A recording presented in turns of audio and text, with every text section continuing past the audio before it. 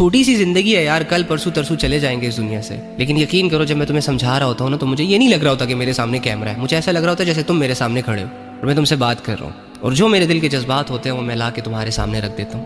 اس لیے خواہش ہے کہ جب تک زندہ ہوں اپنے بھائیوں کو اور اپنی بہنوں کو ان راستوں سے روکوں کہ جن راستوں پر چل کر میں نے اپنا بہت سارا نقصان کیا. حالانکہ سوچ یہی تھی کہ اس سے بہت کچھ آتا ہے لیکن کچھ نہیں آتا. بہت بڑے لیول پہ جا کے نا دنیا کو لات مار کر واپس آ کر تمہیں یہ بتا رہا ہوں کہ کچھ نہیں ہے, فائدہ نہیں ہے, فراڈ ہے, جھوٹ ہے, بکواس ہے. اور اتنے یقین سے تمہیں کہہ رہا ہوں کہ خدا کی قسم اللہ سچ کہہ رہا ہے, سچ کہہ رہا ہے, سچ کہہ رہا ہے, کیونکہ وہ جھوٹ سے پاک ہے.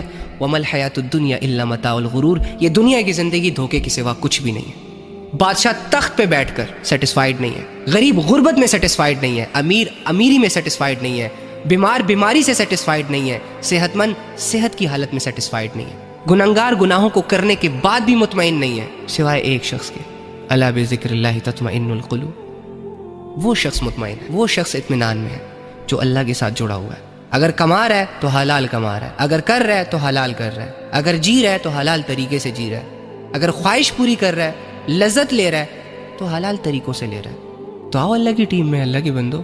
دروازے بند تو نہیں ہوئے. تم سے بڑے بڑے گنہگار اللہ رب العزت کے در پر آ کر خود کو ٹھیک کر کے پرسکون اور مزے کی زندگی جی رہے ہیں, اپنے دل کو مطمئن کر چکے ہیں.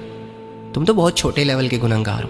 تم سے کیا ہی گناہ ہوئے ہوں گے کہ جس طرح ایک چھوٹے کو چھوٹا زخم بھی گہرا درد دیتا ہے, اسی طرح تم بھی چھوٹے لیول کے گنہگار ہو, لیکن تمہیں یہ چھوٹے گناہ بھی, یہ گناہ تمہیں اچھا خاصا ڈیمیج کر رہے ہیں.